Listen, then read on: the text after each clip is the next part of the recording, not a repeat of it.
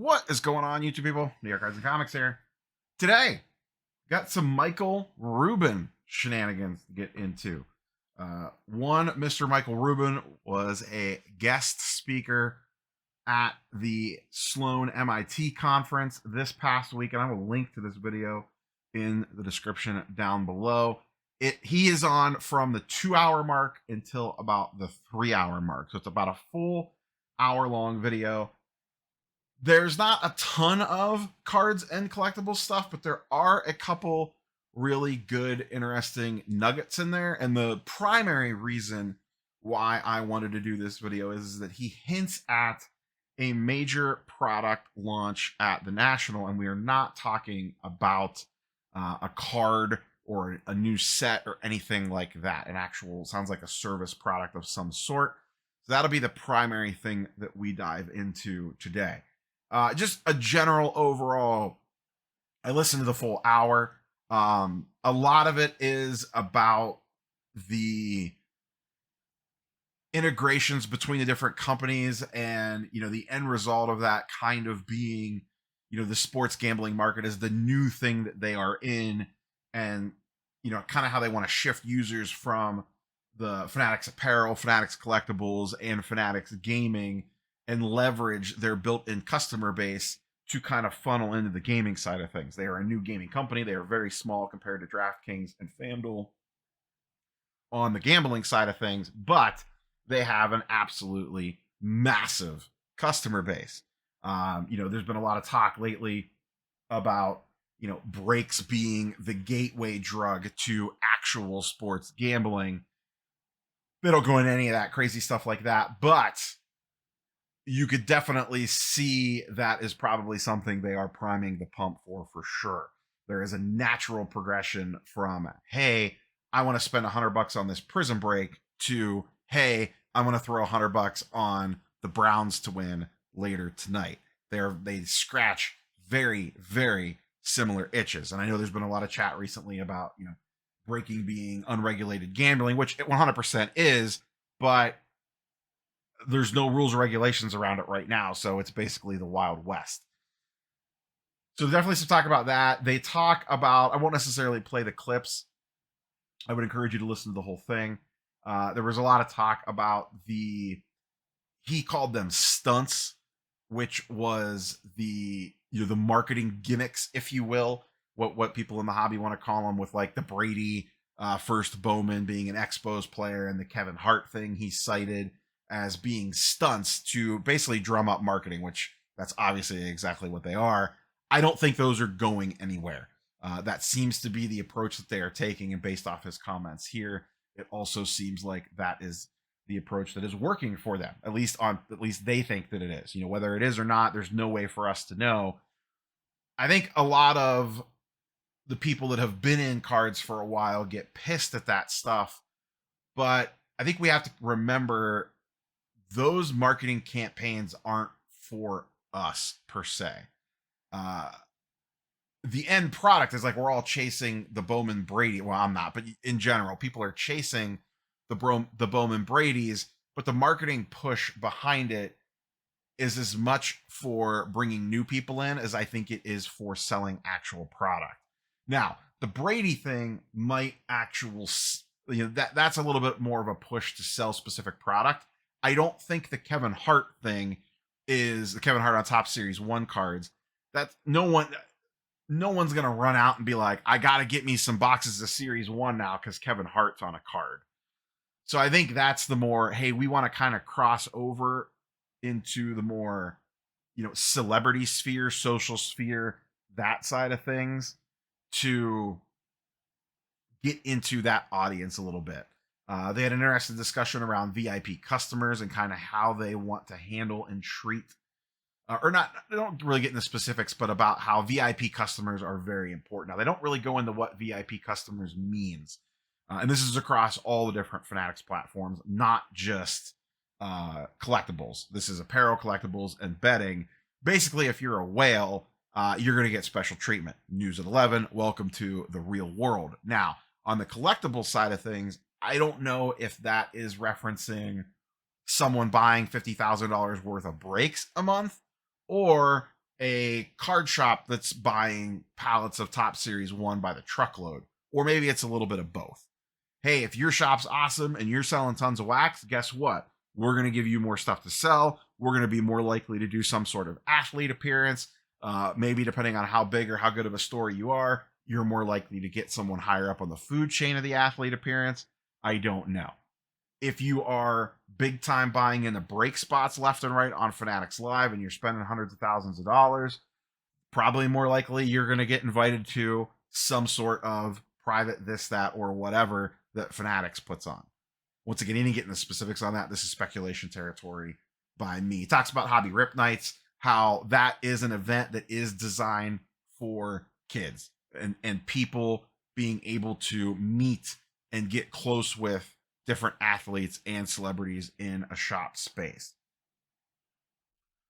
Let's dive into the main thing, and then there's one other thing I want to talk about because he hints at Fanatics events. There's only one clip that I want to play, and it is centered on this product announcement. It's very short, so we'll play this really quickly, and then we'll kind of circle back in. I'm thinking about in the collectibles business how we can, right now we own Topps, we operate, we make baseball trading cards, and we make F1 trading cards and Champions League for soccer, and we just launched UFC. But we've won the rights to so WWE, the NBA, the NFL, major rights that are moving over in the next 2 years. So I want to get that done. We've got a massive new product that we're launching within the collectibles business that's going to just really help collectors manage their collections that we're going to launch at the National this summer. So major tool in the collectible space launched at the National to help people manage their collections. Interesting. This is the first I've heard about anything like this. So on paper, I mean, if we're just kind of taking that for what it sounds like it is, are they getting into the market movers, card ladder, that style of system? Now, he said manage collection. I assume that means include pricing data and stuff like that, because that's honestly what people want to know. So that will be very, very intriguing if they are coming into that space. What does that mean? And like, once again, speculation territory here. We don't know exactly what that's going to do, but I hear manage collection, and the first thing I think of is card ladder and market movers, because they both do that. eBay has their manage collection thing, but it does not work well at all. I don't know anyone that actually uses that product. And from what I've understood with Fanatics is they are all about tying everything together. And I think this is another piece of the puzzle. And I think this could be a major one, even if it doesn't start that way. So let me kind of paint a picture here. Let's assume this is some sort of card ladder market movers like thing. All right. And let's say you are in Fanatics Live and you are buying into breaks, and you buy into a break on Fanatics Live. Fanatics Live, and this is me just pure speculation on how this is going to work. You're in Fanatics Live, you buy into a break, and then you have your Fanatics collection management tool, whatever they end up calling it over here. You buy into a break. As soon as you buy into the break, when the breaker goes to ships the cards or something like that, that information is immediately pulled into this Fanatics collection event. Now, I doubt it'll do this right from the get, but I have to imagine that's the stuff they're thinking about, in addition to you probably adding whatever cards you manually want into it. I would also imagine later on down the road, once this product gets flushed out more, this is probably also going to be your hub for marketplace. I guarantee you, if you have a card in your collection, you'll be able to take it from there and list it for sale somewhere. PWCC, obviously the stuff has to be vaulted, but I have to imagine they are going to want to flush out a full peer-to-peer marketplace at some sort of time, kind of like eBay. I have to imagine that's on their plate. That they are going to want that card that either is there, it could be shipped home to you, that's fine, is going to live in this database. And then from that database, you can kind of control where you want it to go. You want to submit it to grading? Cool. You'll do it through there, whether it may be their own grading company or maybe they partner with grading companies. You want to sell the card. Cool. Do it on there. You want to see the current value of the card. Maybe you want to see all the different parallels of the card. Maybe you want to see what else is available that's similar to that card. I have to imagine they are looking at blowing out a product that has all that sort of stuff in it. And I'm not talking about the card living digitally on there. I am talking about, these would be cards that you would have at home in your own physical collections. Now, something else that they could do that this would tie into, I have to imagine they would love at some point in time something similar to what Upper Deck EPAC has, where you could go online, open a pack of cards, and then if you want the cards physically, you can have them.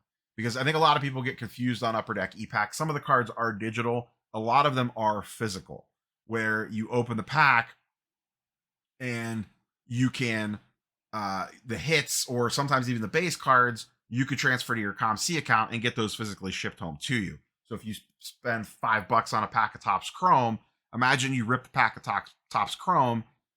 Anytime you want, you can just go on there and click the button. Those cards get deposited into whatever this Fanatics collection tool will end up being. And then if you want to, you could have those cards shipped home if you so choose. A lot like Upper Deck EPAC / ComC. Now, I don't think any or all of this stuff will launch right at the beginning, but I have a feeling whatever they roll out for this will be the tip of the iceberg for full integration across the line. Because remember, that's what Fanatics wants. Their end goal is us as a consumer, we go to them. We open a pack of cards, whether it be through a breaker or I buy my own personal box of Topps. We open them up. They get their money for that. Cool. They get the fee for selling on Fanatics Live. They get their little cut of that. Cool. It goes into the collection software. Oh, okay. I want to grade this with Fanatics Grading or Fanatics Grading Partner. I'm sure they'll take a small percentage of that. Okay, cool. I got it back. I got a 10. Great. I'm going to flip it on Fanatics Marketplace. Awesome. Cool. You sell it on there to John down the street. John buys it. I get my money. He gets the card. They take 3%, 5%, 10%, whatever it is for the sales transaction. Now it's in John's collection. Cool. Oh, he wants to sell it. He lists it. They make 10% off that. Rinse and repeat. They want that couple percentage points here and there off of every time a card moves. Think about how many times an individual card transacts over its life, even in the short term, from the time that it's put into the pack until the time it ends up in even a forever home, a temporarily forever home. It gets pulled, it gets graded, it gets traded. All of this craziness happens. How many times over and over again do these cards exchange hands? Fanatics wants to try to get a piece of that. They don't want you going to eBay and eBay getting a 10% seller fee. They want it to stay on Fanatics and Fanatics will get the 10% seller fee.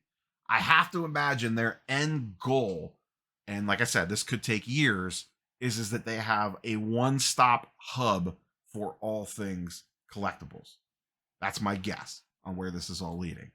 In the short term, it will be interesting to see what this collection tool looks like and how closely it mirrors what Card Ladder and Marker Movers are doing. Is it something completely different? No one has seemed to nail the collection angle of things quite yet. Market Movers has it. I like it. There's some pros and cons to it. Card Ladder has it. It's okay. There's some pros and cons to it. I actually like Market Movers Wax one better than the trading card one. So can they crack that nut and really blow that out? Because none of the collection tracking tools seem to have ever really caught on. If they can make a seamless way to keep that updated, take a picture, scan the card, whatever, that to me is at least interesting.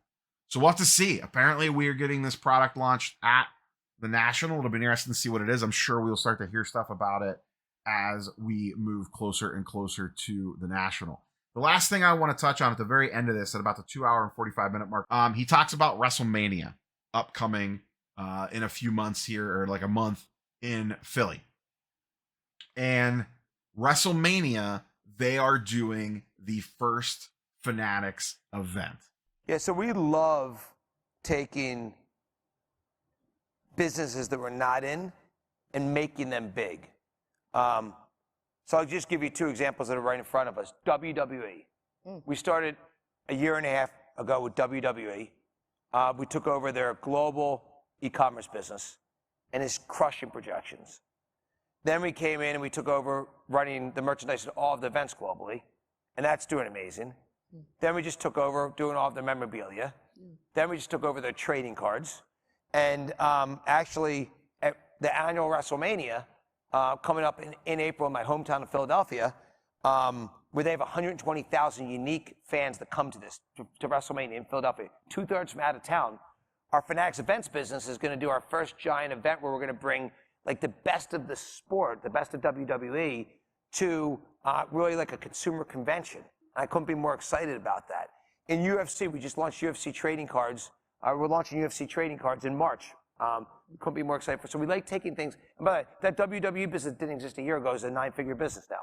So I don't know how much this audience cares about attending WrestleMania and the Fanatics events there, but what I want to note here is when we're going to be able to get a tell into what potentially a future sports card version of Fanatics events might look like.